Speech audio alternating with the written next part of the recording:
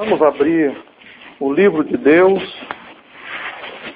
a Bíblia Sagrada, o livro que contém a palavra, a Escritura redentora do nosso Salvador. Vamos abrir no livro escrito por Mateus, o evangelista Mateus, capítulo 11, a partir do versículo 28. Evangelho do nosso Salvador, escrito por Mateus, capítulo 11, a partir do versículo 28, está a base inicial para a mensagem desta noite que o Espírito Santo já fez assentar em nosso coração, e nos louvores que antecederam esse momento ainda confirmou mais fortemente esta palavra no meu coração. Diz assim o texto sagrado, nosso Salvador falando: vinde a mim todos que estáis cansados e oprimidos, e eu vos aliviarei. Tomai sobre vós o meu jugo, e aprendei de mim, que sou manso e humilde de coração, e encontrareis descanso para as vossas almas, porque o meu jugo é suave e o meu fardo é leve. Amém? Podeis assentar com toda a liberdade na presença do Espírito Santo que está conosco e fala através da palavra que move em nossas vidas, nos nossos corações quebrantados diante dele.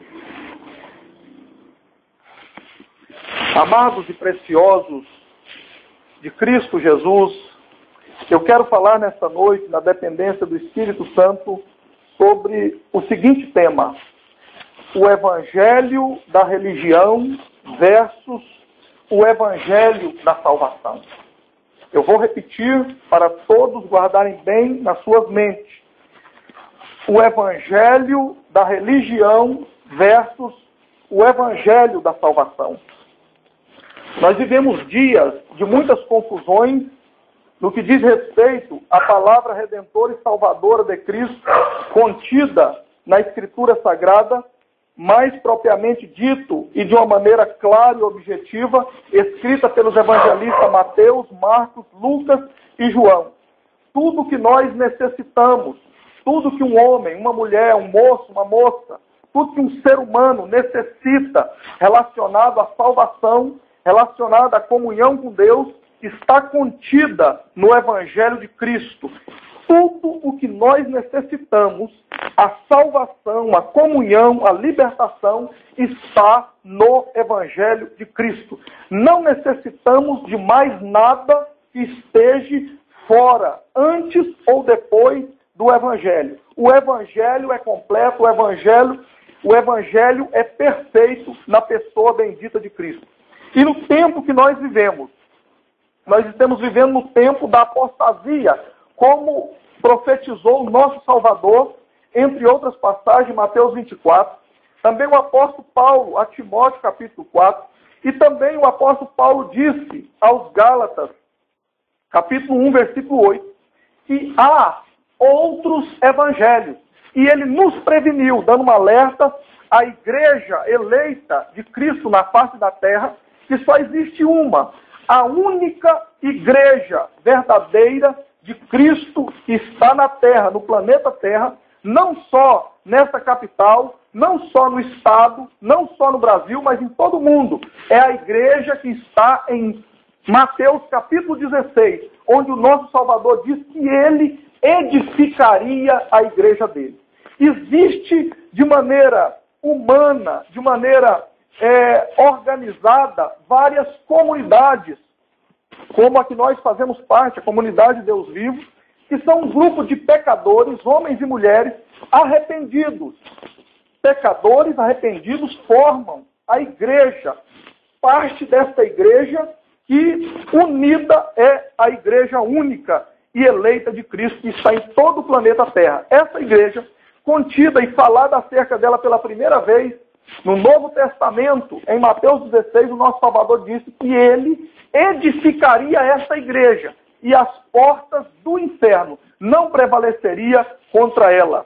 E é sobre este evangelho desta igreja eleita de Cristo que estarei falando nesta noite com a máxima clareza possível e que o Espírito Santo, uma vez mais, nos ajude, abra a nossa mente, a nossa compreensão para recebermos a palavra do Evangelho e que a nossa mente seja aberta para compreendermos a palavra do Evangelho, porque quando nós ouvimos e compreendemos a palavra do Evangelho, ela entra em nossas vidas e muda as nossas vidas, melhora a nossa vida, alimenta a nossa alma, faz diferença para a vida de todo ser humano. E nesse tempo de apostasia, como disse o apóstolo Paulo em Gálatas 1, versículo 8, ele nos preveniu, ele nos deu um alerta. Ele disse da seguinte maneira, que se ele mesmo, o apóstolo Paulo, o maior apóstolo de toda a história no sentido de obra missionária, o maior apóstolo no sentido de fundações de comunidades cristãs, que faz parte dessa única igreja verdadeira no planeta, a igreja edificada por Cristo, o apóstolo Paulo disse que ainda que ele mesmo, ou um dos demais apóstolos, ou até que um anjo descesse do sol, se a gente olhando, a gente percebesse um anjo descendo, como um efeito de Hollywood, como um show que às vezes a gente vê em alguns lugares, mesmo que se a gente perceber isso acontecendo, essa pessoa, esse anjo, anunciar outro evangelho que não seja esse que eles estavam anunciando, o evangelho de Cristo, o único verdadeiro, que essas pessoas, ou esse anjo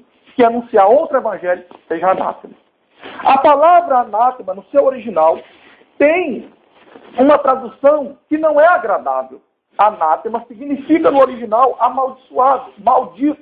Então, outros evangelhos, que não seja esse, é um evangelho amaldiçoado pelo nosso Senhor. É falso e é fajuto. Agora, nós temos que ter esse entendimento de maneira clara, todos nós, para não sermos enganados, como eu fui um dia. Nós temos que ter essa compreensão e temos que ter o evangelho dentro de nós, porque só assim nós saberemos qual evangelho, na nossa caminhada aqui, no dia a dia, qual é o evangelho verdadeiro e quais são os falsos. Para isso precisamos ter o conhecimento.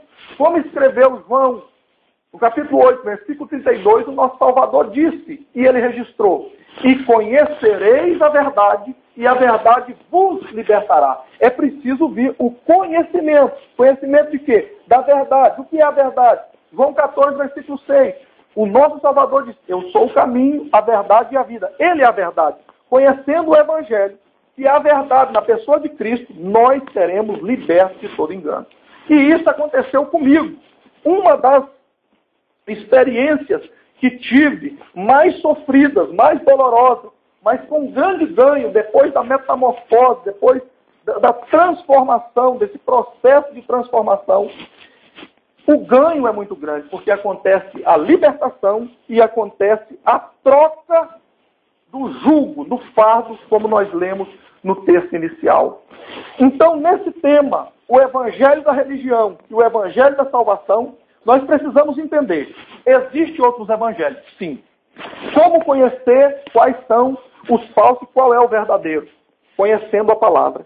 E quais os exemplos que pode ser citado para a gente refrescar a memória, fazer uma introspecção, viajar agora na nossa mente, essa capacidade que Deus nos deu, fazer um exame lá do nosso passado, no íntimo, e poder, através do poder da palavra, a palavra que lava, que cura, transforma, através do poder da palavra que o Espírito Santo move na minha e na sua vida, fazendo esse exame, buscando lá no passado, ele pode curar as feridas, ele pode limpar as manchas, as mágoas, através da nossa disposição de ouvir a palavra, o quebrantamento diante da palavra dele, e o pedido dizendo: Senhor, eu quero a sua palavra e eu libero perdão para as pessoas que me machucaram, que me ofenderam, que me enganaram. E nesse tema, e nesse ponto, eu quero agora confessar aos irmãos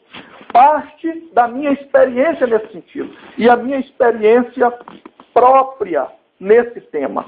O evangelho da religião eu conheci e muito sofri, porque antes de conhecer o evangelho da verdade, eu tentei carregar esse evangelho da religião. Como é que é o evangelho da religião, pastor? Observe bem, o evangelho da religião nos julga e nos coloca um fardo pela visão e a ótica humana. No evangelho da religião, o que vale não é o caráter, o que vale é a aparência. O evangelho da religião não julga as pessoas e avalia, julgar no sentido de avaliar e analisar, não é pelo que a pessoa é pelo que a pessoa tem. Não é a disposição que as pessoas têm a oferecer pela causa ou que estão buscando em Deus algo para as suas vidas. O evangelho da religião julga as pessoas e usa as pessoas em seu benefício próprio. O evangelho da religião julga a pessoa pelo sapato, pelo cabelo, pelo que a pessoa usa na sua vestimenta, pelo que a pessoa come, pelo que a pessoa bebe. O evangelho da religião nos julga e nos avalia numa balança de dogmas inventados por liderança religiosa humana, desprovida de compromisso com a Escritura Sagrada. Então nos julga e diz que o que faz mal para o ser humano é o que entra pela sua boca, no sentido do que ele come, do que ele bebe.